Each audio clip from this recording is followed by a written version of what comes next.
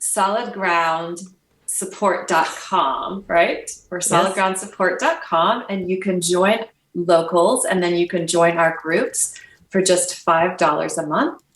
And then our little disclaimer is nothing that we do constitutes psychotherapy or legal advice and should not be construed as such.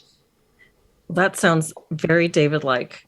That's as good as I can do. As very such. good. That part's very important. As such.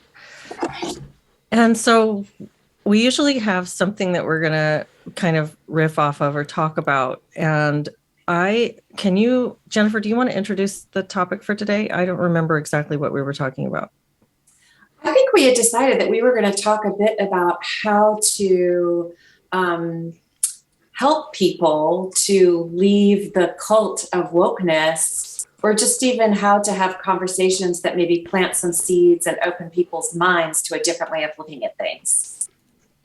Yes, that's right. And this came up in my Solid Ground group last week, where there was some discussion about, is it worth it? Do we try to communicate to people who are really indoctrinated, or do we just leave that off to the side and communicate amongst each other? And how do we handle that? Because it really is like a cult indoctrination. And so what do you guys think? What are your initial thoughts on that? Well, what are the outlines of this thing called wokeness? Just to do a little term defining. Well, that's a good question. What do you think? Well, there's I'm sure that there's different components to it. So we know that it is. How do we talk about this? I don't know your audience. So we could go like kind of high or low. We can talk about the psychology, or we can talk about the institutional structure of it, or we can talk about the history. But the history is the history. You can find that anywhere. But if we want to talk about what's happening in the moment, then we talk about the way that it's affecting individuals and the way that it's affecting institutions. And if an individual is in an institution that is promulgating these certain values, which would be loosely construed as woke, which would probably be a hyper awareness of race, sex, and other identity characteristics, and then an enforced kind of reversal of norms towards inclusivity, diversity, and equity. Then how is that individual to resist that, or how is that individual to become aware of that and then start to question it? And then what can they do inside or outside to either resist or to make their lives free from being impinged upon by this moral code that they disagree with? Yes, I think all of that sounds like a reasonable platform from which to start. And I think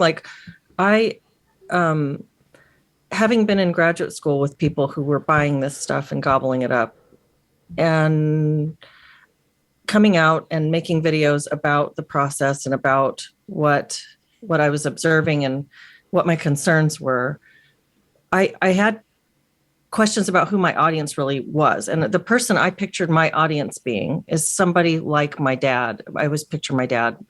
He's just not aware of it, really, not in it, outside of it, kind of thinks that it's really peripheral to his life, isn't aware of the ideology kind of encroaching upon our institutions and into our educational system, because he doesn't have little kids and he's not in school anymore and he's not being exposed to that. And so there's a tendency to sort of dismiss it and not think that it's as serious a threat as it is. And so I wanted to really come out and talk to people who maybe weren't aware that this was happening on the scale that it's happening, and weren't aware of how threatening it is to Western culture at large, to what we understand as normal. And so those people, there's a receptivity, perhaps. There's a way to talk to people because they're not part of the cult, but they're also not anti the cult. They're not dug in on either side. And so the question came up the other day in the group, whether it's worth trying to communicate to people who are deeply in it. So you think of like the TRAs, and you think of people who are writing off their family members because they're not woke enough, because they're TERFs or they're white supremacists based on the woke ideology. And is there a point at which somebody is no longer reachable? And is there something that we still do in order to try to reach, or do we just leave those people to figure their life trajectory out for themselves, and we go about our business and build something parallel? And I guess those are all very clumsy, clunky ways to talk about it, but that's kind of the mental picture I have. And what do you guys think? I think it might be different. This is, well, I won't mention people in our group at all, but, I think some of us have been so really burned by wokeness or whatever. There's just a thing of like, no fucking way, right? There's just, that's not happening. Like it just hurts. Like it's so bad. And like those people were so crazy. Like they just, and I was even trying, like I'm thinking of something, like I was trying, I was actually, so I'm not doing it. I think there's other people. I seem to be more of one of those, like I kind of like to go towards that, which is really different or really different thinking. Or I sometimes wonder, would I have been a reporter in a war zone? It's a little bit interesting, right? Even then it's still a little scary, but I think you have people constitutionally who might go, this is an interesting project, right? But maybe be detached about it. It's like, this might not really go well at all, but I want to experiment. So I don't really think everyone should be trying to do that. I think of people like Daryl Davis, who went and like ended up converting like 200 Klan members, giving up their robes to him. He's a Black man. But he's a very, like who he is not necessarily copyable in any particular way, right? There's something about him. And there was something about him that drew these initial Klan members in. He was playing jazz piano, and they were had no idea a Black man could play jazz so well in any event. And so like something came, they wanted to go towards him. They were intrigued. He didn't go out knocking on doors either, right? So I don't know. I just think there's probably different people would be drawn to do that or not do that. And then we could say, what do you do when that's the case if you are drawn to do it? And how successful is that? I don't know. That's my thought about it, because I really think it's not for everybody by any means. I think that's a really good point. I mean, there's going to be, like you say, some people are really maxed out with this stuff or have had some bad experiences and are just done. But then there's other people who have like a family member that they can't kind of get away from being able to talk about this because it's coming up in their really intimate relationships in their personal spaces. And then there's others who I have friends who have an appetite for talking about the stuff online, who still have Facebook accounts and want to get in there and have those kind of back and forth debates and arguments and stuff, and really feel like they're planting seeds there or having some good, I don't know, doing some good by having those conversations in those places. And I've long since abandoned that kind of thing. So I have no interest in that. So I know it's going to be individual, but is there getting through to people at this point, or is there not? And is that an arrogant thing to say in the first place, to think that you can get through to somebody because that says like I possess knowledge that you don't possess, and I possess the truth and you don't? And so that whole framework feels a little bit, I don't know. I'm still trying to wrap my brain around it. Is there an example in either or any of your lives where you have planted or watched doubt erode somebody's faith in this over the course of time, or even in a moment? Jennifer, you look really thoughtful. Do you have something that comes up? I'm thinking, in my own marriage, my husband was certainly never woke by any stretch of the imagination, but there was certain, like most people that I know, sort of grew up in a highly educated liberal household and had a lot of sort of received opinions. I certainly did myself. And there were certain things that he didn't necessarily question, and that he became open to looking at just from our conversations and me telling him more, just more about what I was learning, not even in a sense of me trying to change his opinion. Like he's also a psychotherapist, and he hadn't really, for example, looked that deeply into the phenomenon of, teenagers transitioning. And so he was sort of taking that at face value. And when I started talking to him about people having regret afterwards, and the negative impact of that, and also the negative impact of puberty blockers and the hormones and the surgeries, he really became extremely concerned about it and sees things much, much differently. And that was just really just sharing facts and sharing stories that I was reading about people that had been through that process and the impacts that it had on their physical and mental health. And to me, it was just, I wasn't trying to convince him. I was just, sharing information like, oh my gosh, I just read this article and here's what happened to this person who had the surgery. And I think sharing facts and kind of letting people make up their own minds is useful, because that way you're not kind of taking it as I have this, I know that I have the correct opinion, but you're sharing facts that another person might not have encountered. And you're doing it through relationship, not through, I guess Arya meant more dialectical, ideological therapy rather than some sort of argument. Yeah. And I always appreciate that. If there's something that I don't know about and I'm holding an opinion based on loose impressions, which probably a lot of our opinions are formulated that way. We get a sense of things and form an opinion. But sometimes you can encounter facts that really make you look at it through a different lens, and it can really open up your perspective.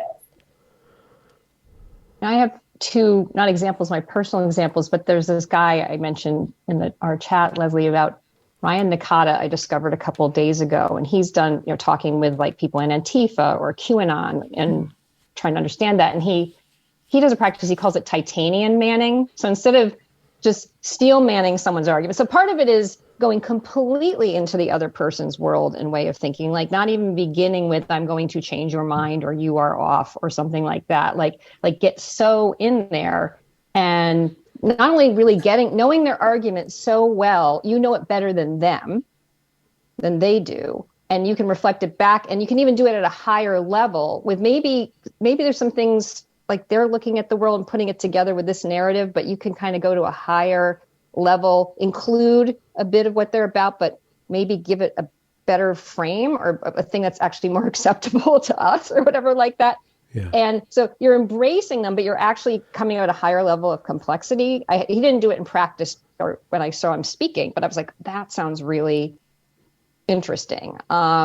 And then there's often people can move out of the rigidity they're in because they maybe can even understand their point better in a way that's like not really objectionable to us. And I'm also thinking, like what you're saying, Jennifer and Benjamin, with the relational part, I'm thinking of Dia Khan, who did this movie White Right, and she went and interviewed neo-Nazis. She had been she was from Norway, but she was Muslim, and she had to leave her country because she had been being so attacked by the right there. And she eventually decided, I want to understand people on the right. And so she went and started to interview them and film them. And over time, a number of these men fell in love with her. They're like, I don't know why you're being so kind to me.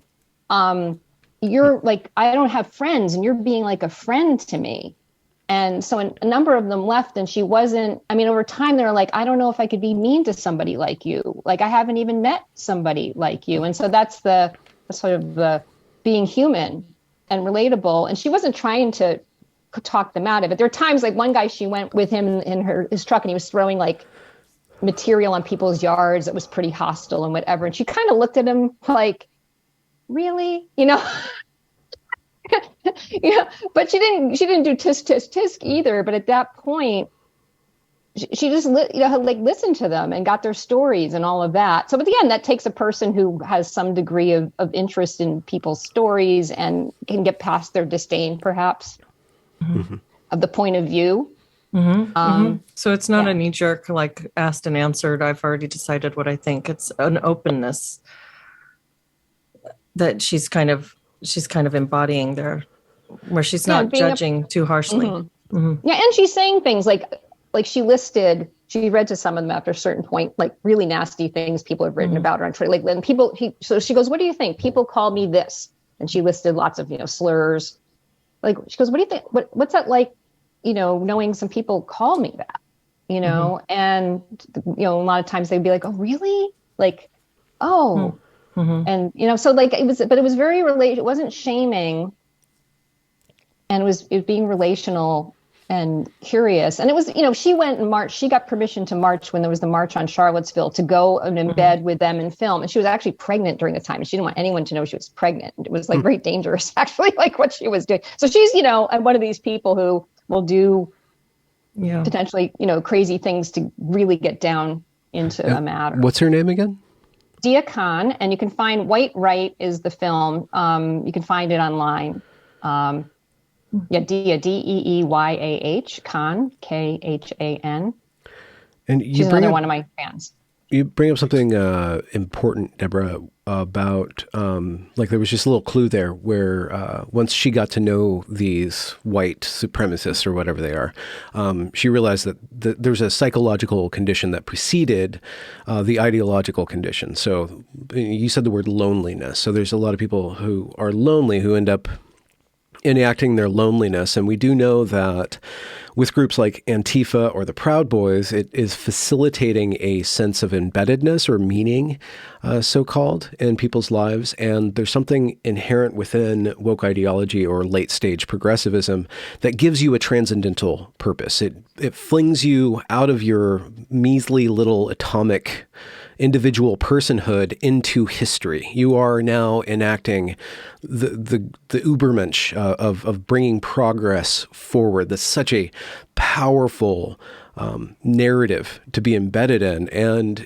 I don't know if the only antidote to that is to have a human-sized sense of meaning. Like we're my friends, my family. I'm obligated to the people around me, and then eventually I don't know how far it goes. Like, are you a citizen of the world? I don't think that necessarily works.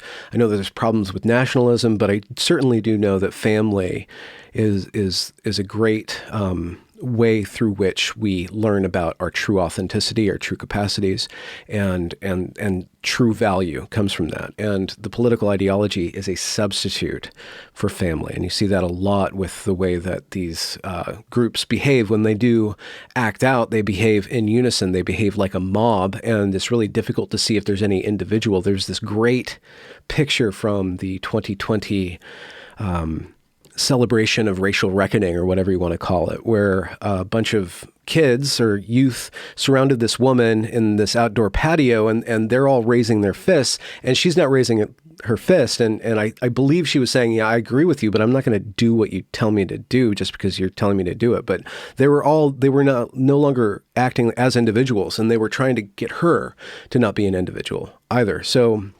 I don't think you can tame a mob, but when you remove the person from the mob and you humanize them, and then you begin to enact values that are different than this historical, all-consuming, progressive telos, then you get to start to see the more human sides of them. And then you can start to see different, you can maybe plant doubts. So I'm kind of responding a little bit to Jennifer, because facts don't always work. I mean, you can present people with tons of facts. We saw that with the COVID-19 stuff. Like, everybody had 20 papers that supported whatever the position that they had, right?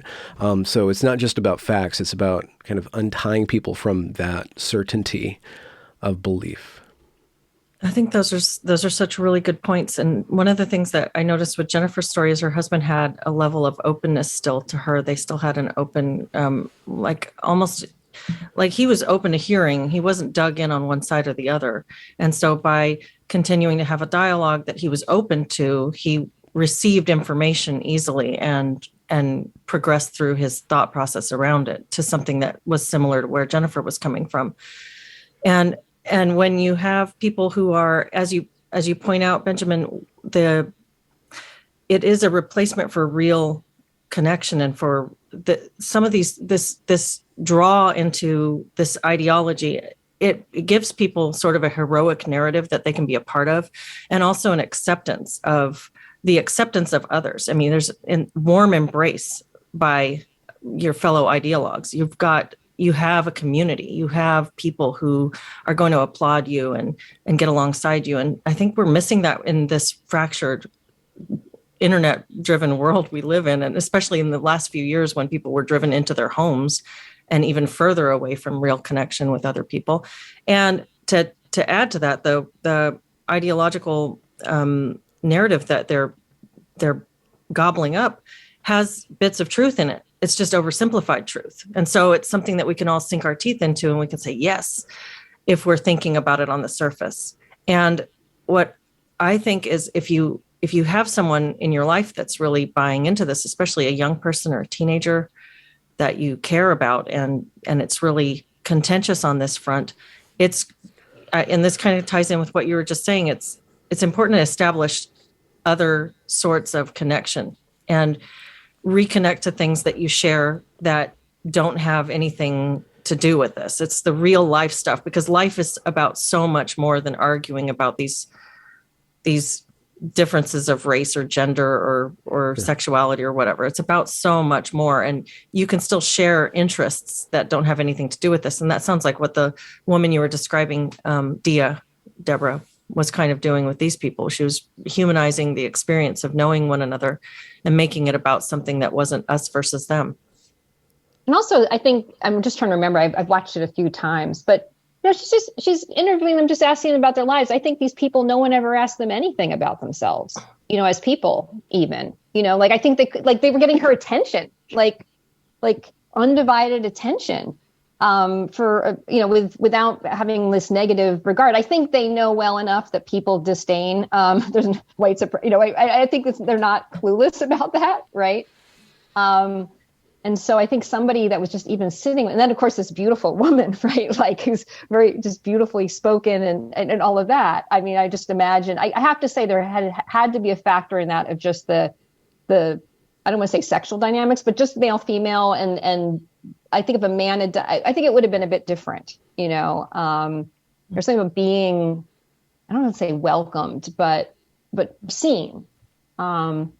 By the opposite sex or something like that. I'm imagining made it a little more catalytic. I can't prove it, but I have a hypothesis.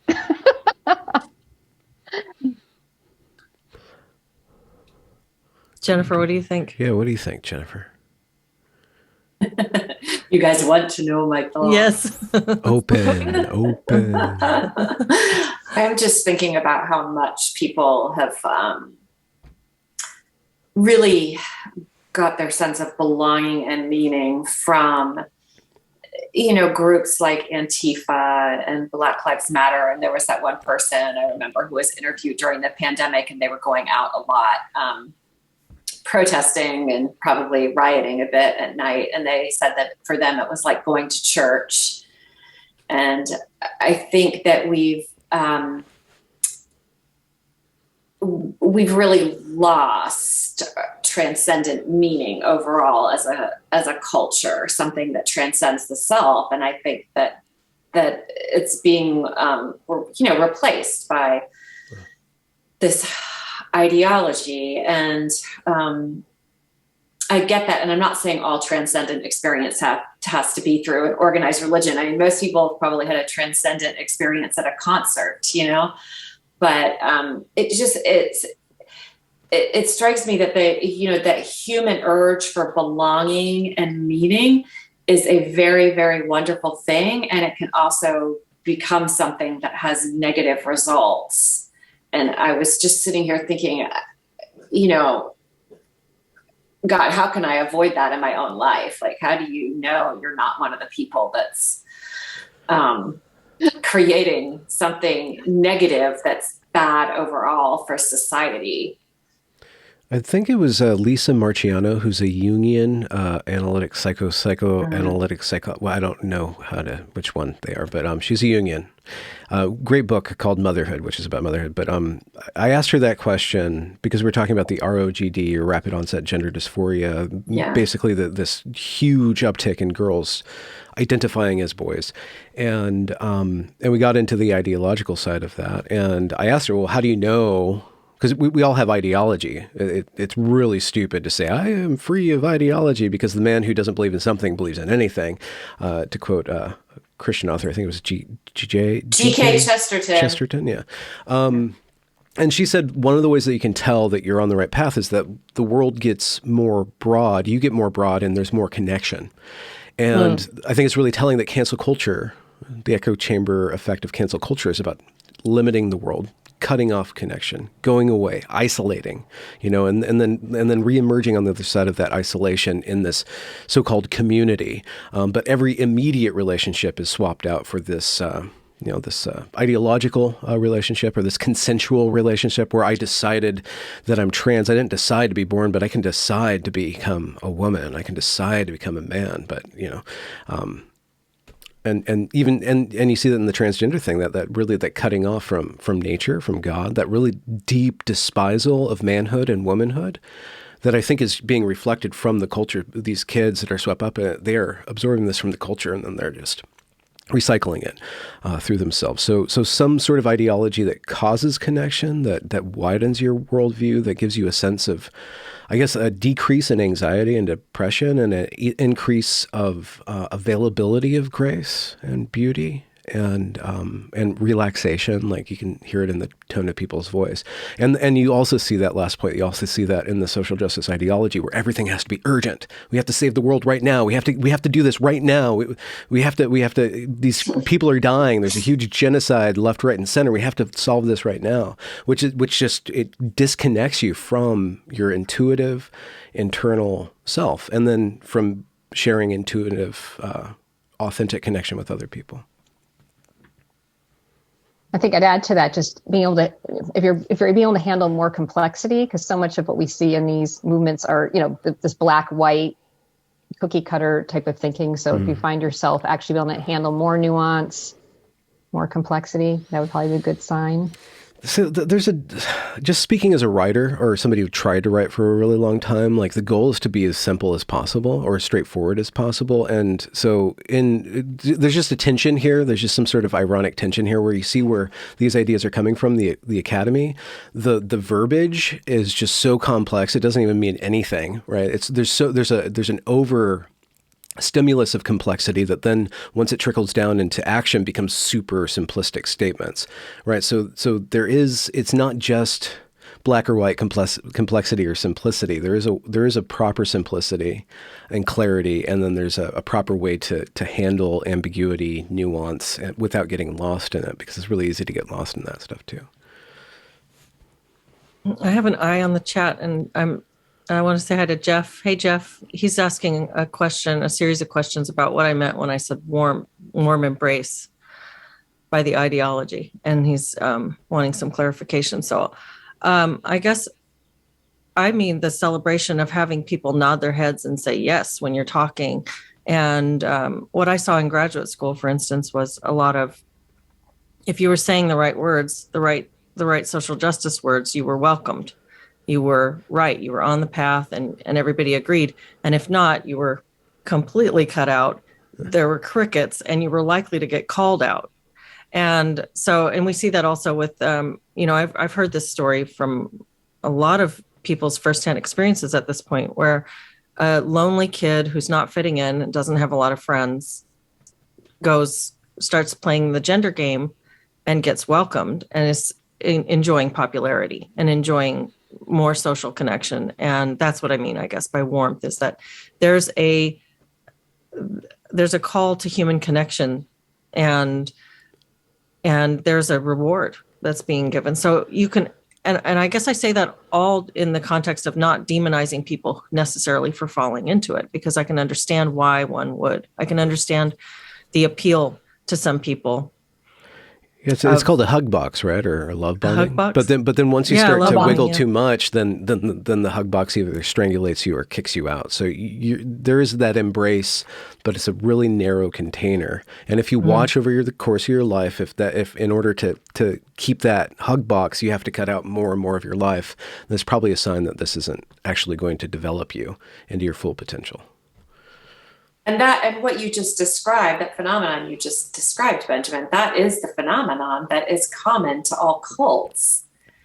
And so this way of thinking that's sort of overwhelmed our institutions and our culture at the moment feels very, very cult-like to me, because it is this, as long as you're on this, you're holding these very particular narrow set of views and you're saying the right things out loud and using the buzzwords, you're accepted. But if you deviate even slightly, people really lose their shit. It's kind of like there's been people, I can't think of an example of one, but we've all seen it, where there's somebody who really was, pretty woke, but then they deviate just slightly in their opinion about something. And they go after the person so fast. It's like, whoop, they stuck their head up, gotta, whack-a-mole, gotta conk them on the head for having a slightly different take on this. It's like no deviation is tolerated. Yeah. I'm wondering if the appeal to, I might have said this in group on Thursday, like the appeal to, you've got this woke person or whatever, and the appeal to, this is meaningful for you. Like, wow, this is really meaningful. And like trying to even get into a little bit deeper, like how specifically, like, does it feel good to be like get in touch with, and like where you could share, oh, I have that, I want that kind, not maybe that been woke, but like that kind of meaning.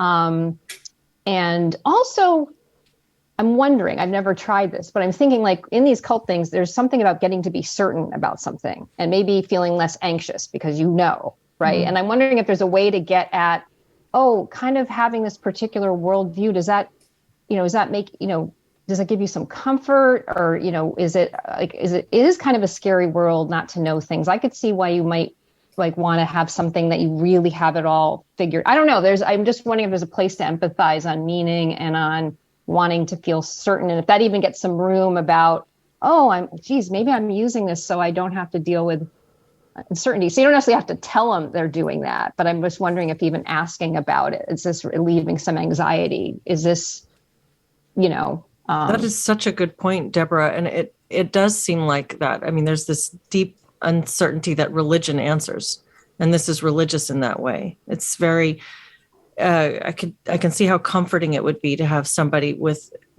present authority, present information with such authority that there's no questioning it. I mean, there's that creates a container that you can put faith in. And I think that could be incredibly comforting for people who are scared that life has no meaning.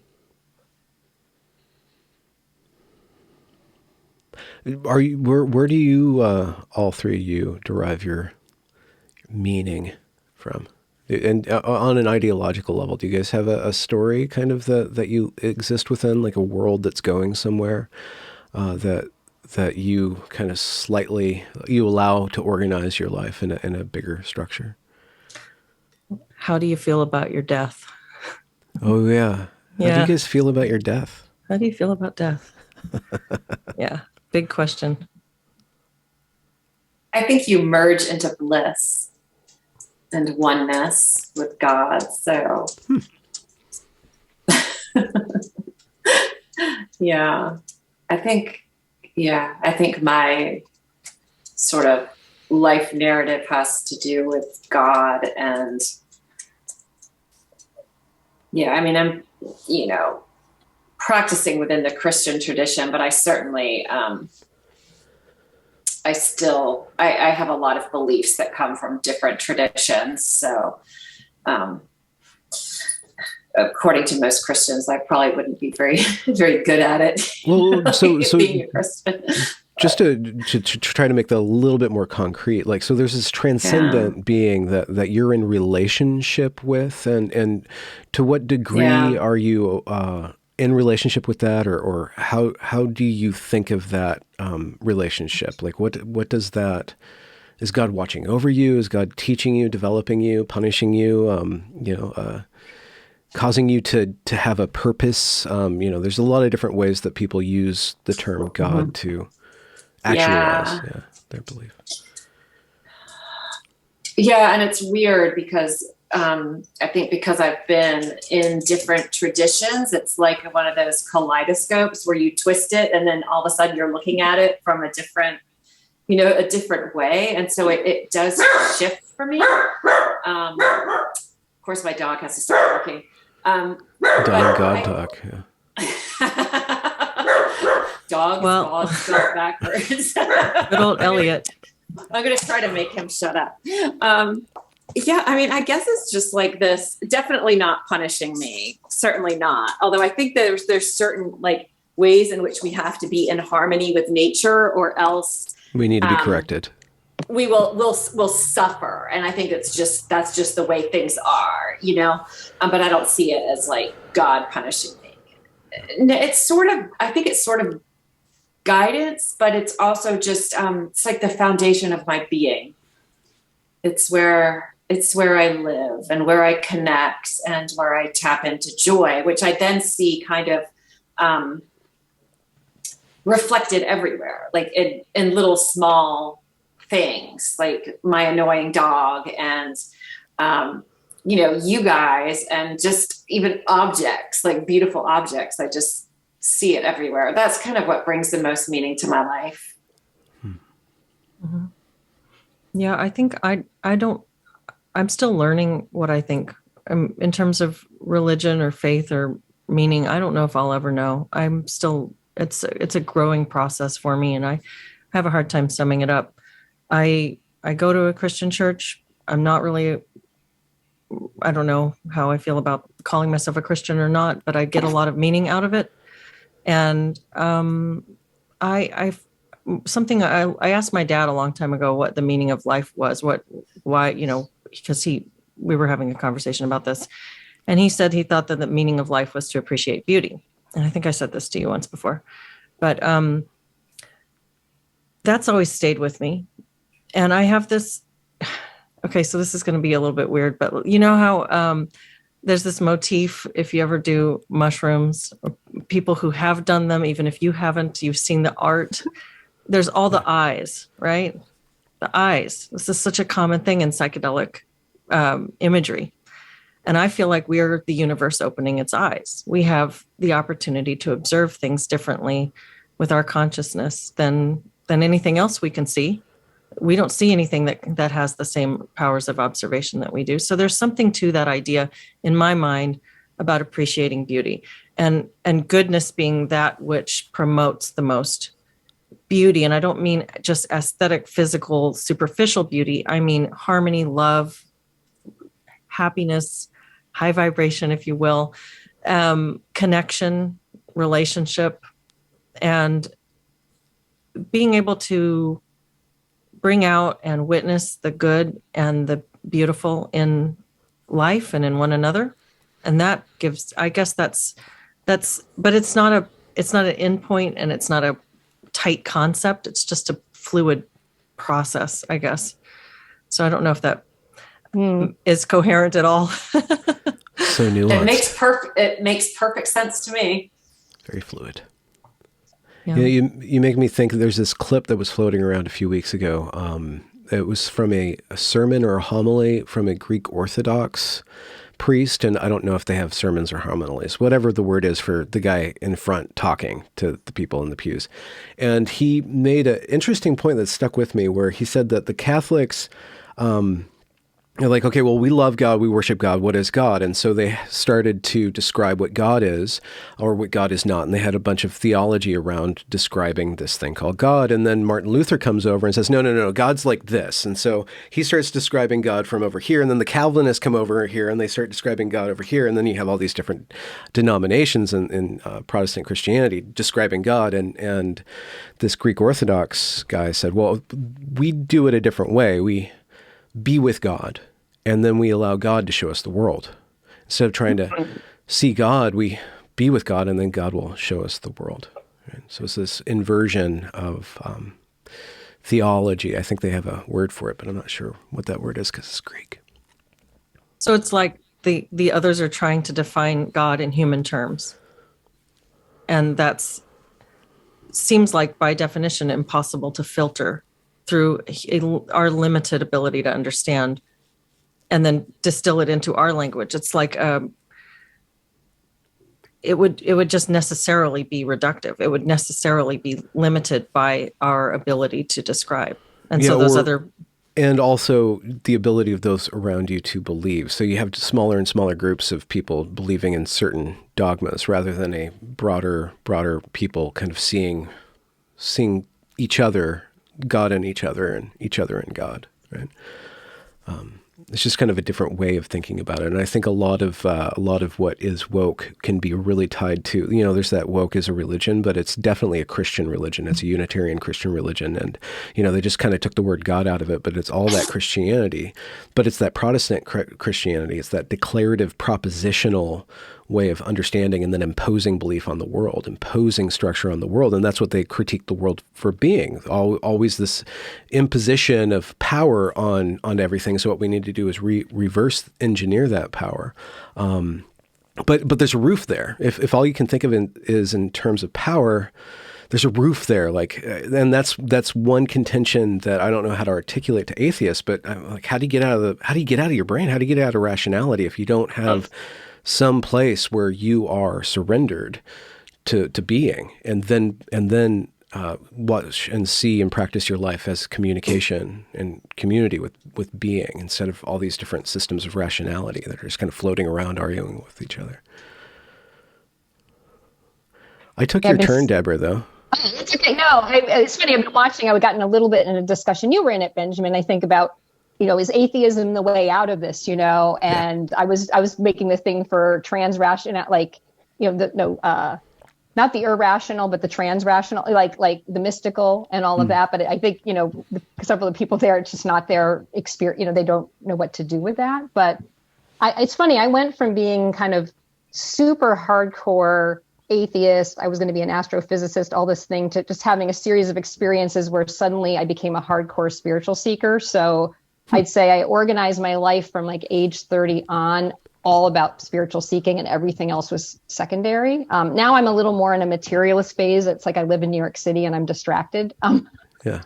Can you, are you willing to tell a story of the trigger that kind of woke you up or sent you in a different direction? Yeah, I'll tell you a little bit. And it eventually got me more. I've been in Tibetan Buddhism, Judaism, Sufi, anything that's more mystical, embodied, and in some cases, this devotional aspect to the divine, that sort of relational thing. Even though I can't even say I know for sure that's really there or going on, but I decided, aesthetically, I prefer there to be something to be in relationship to. Because I've also done straight Buddhist stuff, which would have no theology, no theistic kind of thing there. And I thought, no, that's too dry for me. So I don't want to go on too long. I also almost got a master's in divinity, because I was like, what do I do with all of this? I've spent, I'm going to synagogue and I'm not Jewish, and I'm going to, I'm doing these Tibetan rituals where, your body's eaten by the demons. But why? I'm like, what am I doing? What happened to you to put you on the seeking path? So, super, I'm all science, right? I think I got a little into meditation and maybe some new agey stuff around that age 29, 30, like you'd say the Saturn return, in astrology. And a couple of things happened in a row. My dad got cancer and very quickly just died. I had a series of accidents. I took time off before that from my job just to take a little break from my corporate career. And once I gave myself that opening and not knowing what was happening next, all sorts of stuff just happened, mostly very challenging, and car accidents, I was just knocked out in a certain sense. And I got to say, the Buddhists are really good on death. So I just started reading a lot of books about that view of death, dying, and just the general letting go process at all. And so that was sort of a pathway in. And then I started reading scientists who had mystical inclinations. And that was probably the biggest open the lock kind of thing for me. That I was like, oh, I didn't know that so-and-so had mystical leanings. I didn't know that. And so that gave me permission to even entertain anything outside of the mechanistic scientific worldview that we have. And so that was my big thing. Oh, we're just looking at things a certain way, like science, and maybe that's not the only way. So that was even to know there was a paradigm. Oh, I didn't even know I'm in a framework, right? And then I just happened to, I was living in like the Bay Area, Marin County at that time. So there was just everything to experiment with. Like once I kind of opened things up, I must admit I had low discernment. So I was doing every crazy, thing you could imagine. I mean, I can't even, there's too many weird stories, but that was the transition. I mean, I could say how it developed as it went on. I've had gurus. I've had the whole thing. And now I'm a little bit at like, where am I at with it now? But I will say, and I don't feel like I've been practicing very much, probably meditation and prayer being my primary things. It helped when I was in a community. Like I was in the Jewish community in Boulder, Colorado for a number of years. And that to have that regularity, people taking care of each other and all of that was a big deal for me. But it was a little tricky about whether I could really convert. I felt like I couldn't because I already was exposed to too many other things. I didn't feel like I could kind of pull it in, but I would say a lot of the Kabbalistic teachings are just so amazing. So what's the uniting thread, Deborah, with all the things you've been seeking? Yeah, what's all the the things underlying thread? Well, I'd say there's some sense of there being some sense that we're in some sort of evolutionary process that is leading towards people having more and more awareness of what you're saying, like all these eyes. Like all of these eyes are kind of the eyes of the one thing we actually are. I'm pointing back here, like, where is it? Right. And could one get to the state where you recognize what's coming out of this one is that too, but you live it like you're walking around, like it's, it, and you're not feeling the sense of separation. Now I'm realizing over time that is probably even for some of the most evolved people, even potentially a fleeting experience. I mean, maybe they're living it 24/7, but it's probably not, So it's sort of like this aspiration that's very difficult. But I think the big thing that shifted was I used to be working at it. Like my ego was working at it. And now I'm much more in, please do it to me. Like a letting go. Yeah. Letting go of control. Yeah, like what can you take away that's keeping me busy that I don't need to be doing? Or a lot of it's asking and then stopping trying, which can look like doing nothing and watching Netflix, which isn't really it. So that's where I'm at with it, and it's just so there's and just watching where I'm running into. I work a lot with shadow work, and this is where it's helpful with like.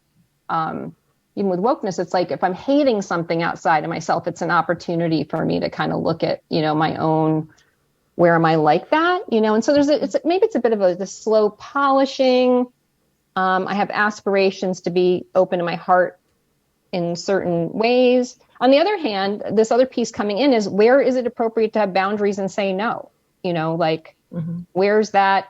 You could just be surrender. Like I was thinking about how I wouldn't want to have a gun. I wouldn't ever want to be responsible for killing somebody. And I thought I would probably go, oh, just shoot me. I don't want to hurt you. But then I thought, wait a minute, maybe I should care about self-defense. Like maybe that's not actually a wise thing to just be like, sure. No matter how close we get to, I guess in the frame of death, we aren't dead. We're alive. And so we have responsibilities. To make money, to do some shady deals in order to get ahead. We have to use our greed, our lust, our ambition. Those weren't given to us as stumbling blocks, I don't think, to use a Christian framework. These things that we call sin are the spice of life. They're the passion. They're the fuel that get us to do things, to build things, to find, to discover. When they get out of harmony, or when they're out of order, when they go towards chaos, then they're a problem. But the problem is, like, we are responsible for our lives. We're responsible for exerting force, and because we're not you're not supposed to lay down in front of the lion and expecting utopia to happen overnight. It's like, no, lion's over there. You got to be aware of that and be embodied. You're making me think of the Aristotelian virtues, where a dearth of this, so there's a thing, right? Whatever it is, let's say it's bravery. And a dearth of that is cowardliness, but an excess is what? Foolhardiness, Hold my beardom. Yeah. It's just like the Darwin Awards thing. Yeah, exactly. Yeah. I'd say the other piece that motivates me is embodiment, because like I guess if I have a belief, it's like we're actually supposed to be really incarnate. If we're, you know what I mean? Like like, it's not about getting out of here, it's about getting in here. And much that's not an easy thing for me. I think whether it's true, I don't know, but it feels like that I'm compelled in a good way towards that. Jennifer, you always need a prompt, don't you? Yeah, she's full of Sorry, thoughts. I get I feel like my brain is going in all these different directions. And so I apologize. But yeah, I was thinking about what you were saying, Deborah, about the whole thing about, never wanting to own a gun and, I'd rather just let someone kill me. But then, wait, maybe I should care about my self-defense. And I was thinking of something that Joseph Campbell wrote, and I can't remember the exact context, but basically that, like, to be in life, to kind of play the game and be part of all the joys and sorrows of life, you have to be able to take your own side in a tennis match. And I think that that's part of it. And I think there's a lot of spiritual bypassing that we can do where it's like, well, I'm just so evolved and so hovering on the brink of enlightenment that, I'm not going to get down there with the rest of you guys and kind of battle it out. But I think we kind of have to some extent. That's interesting about taking your own side. And I think people can tend to become so self-critical. I mean, I think that's really common. We see a lot of perfectionism and self-criticism and self-hate. And if we love if you come from a standpoint of appreciating life and loving people and loving existence and admiring others, well, you're one of them too, and you're the one that you get to be closest to. So why not love yourself as well? Why not also take your own part? Right. Not more than necessarily, but you're the one operating this thing. So you might as well love this thing. Exactly. And you're the one that you're most responsible for. Mm-hmm. And if you don't have your own house in order, you are going to have an adverse impact on people around you. Everybody's met someone like that, where they are just like a swirling cyclone of destruction in terms of their own life and anybody's life that they touch. They just kind of run through and wreak havoc. So how we take care of ourselves is extremely important. Mm-hmm. And it's making me think too of, tied to this initially, I don't think, but Chogyam Trungpa Rinpoche, who was a Tibetan Buddhist meditation teacher, he had the notion of idiot compassion. So there can be this way that you're just, like you just be, right, like anything, right? And he's like, no, that's idiot compassion. That's interesting. Well, this has really gone an interesting way. I always love how these conversations flow. And thanks for asking big questions, Benjamin. That's why you brought me in, I guess. Well, yes. Did you want to answer that, Benjamin? I mean, I know some of the things you've been thinking because watching you on your show, but where are you at? Well, rephrase the question, or? Well, you had asked us the question about what having meaning and how are we assembling our world around. Like, where are you at? I mean, I know some of it just watching your podcast, but. Yeah. Well, I guess at this point in my life, I'll be turning 47 just before somebody else on this call.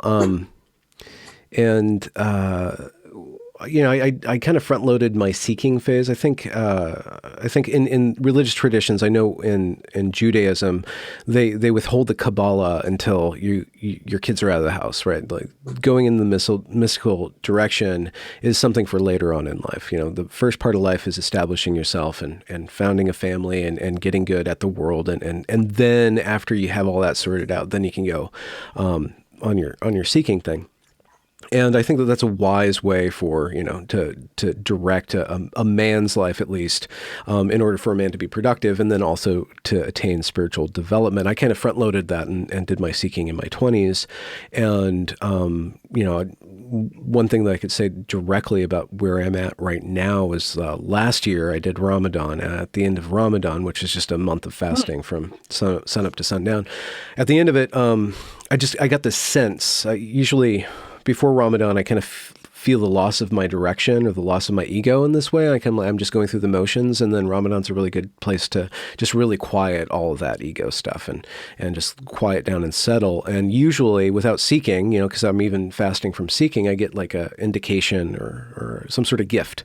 And last year I just had this really profound sense of the meaning of work and how the spiritual life, exactly like you were saying, Deborah, it's like God takes care of the God stuff, right? God takes care of the God stuff. If I want to prove if I'm in alignment with God, or if I'm a high person, if I'm developing in toward a noble being, that will be reflected in my work. So my work, my product is where I'm going to see myself reflected back at me. That's where I'm going to see the proof of if I'm a good person, a bad person, if I'm getting better, if I'm getting worse, And so I really, just at this point in my life, it's just about working and creating and trying to use, my platform to explore things in a way that broadens so-called discourse. I want to upload more humanity into this internet thing and see if we can make it more human and see if that humanity can spill out the other side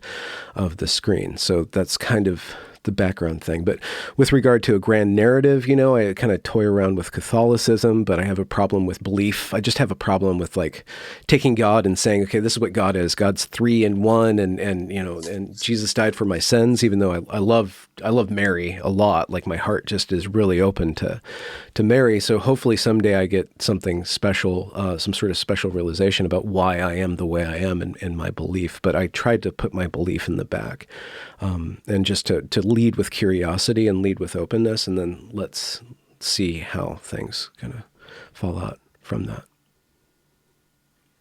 Well, and as your work is so relational, it fits really well into that same flow, that same meaning, what you're describing, because it's really fostering connection, relationship, authenticity, and kind of it's challenging artifice. So. And Deborah, I had a question for you. When you were going through all these different groups, to get back to the first question, when you're going through all these different groups, did you find, or did you sense like, oh, this is kind of culty, or this is going to lead me in a constricting culty direction? There was one I left. I can't say it was. I don't know where it was called. But 2 of them, when you have like a guru, right? Like there is, it's your jargon, it's your little practices. Depending on who it is, some people are thinking this is the way. I wasn't in anything where you couldn't easily get out. There was nothing. People were like, oh, okay. It's like, so it wasn't of that nature. I think the hardest thing was just leaving like a sense of community if you weren't buying it. But wait, I forgot what your question was. So. Well, because we were talking about how do you like deprogram somebody who's woke. So I'm just wondering, like, have you seen like a system of thought or a system of belief or that would lead you in that direction where you would need to get out of it, like in an ideologically fixed? Yeah, well, that's the thing. In both cases, I was like not quite in alignment. It helped in the first situation where I had a friend, we were regularly having these qualms about certain perspectives or beliefs about whatever. And it took us a couple of years to process that because we both had really strong spiritual experiences there, like really like, wow, okay, is this what they're talking? So it's hard when you have that, but then you're like, but I think the words around this are messed up. But you're like, but this happened. So it helped having somebody else who pretty much saw the same flaws or perceived the same flaws to get to just talk through it for a long period of time. And then I haven't really thought about it in a while. So it's just not even prevalent, but it just helped to have somebody else who was like, all right, what do you think about this? And it wasn't like you couldn't ask those things anyway. It wasn't a system. The lead teacher was a bit of a tyrant kind of, you couldn't question him, but amongst ourselves, yeah. So I think I've been in places where people could actually say things, but at a certain point, you just feel like not resonant. I just would I'm not resonant. And I tend to be someone, no matter where I go, I'm a little off. So I'm never like, I'm not Jewish and I'm in a cynic, right? It's like, I always go I'm Buddhist thing, but I believe in God. I'm always somewhere that I don't really fit. You're open and seeking. Yeah, I guess so. I'm open. I'm mindful of the time for Jennifer. Yeah, my group. She does her group now.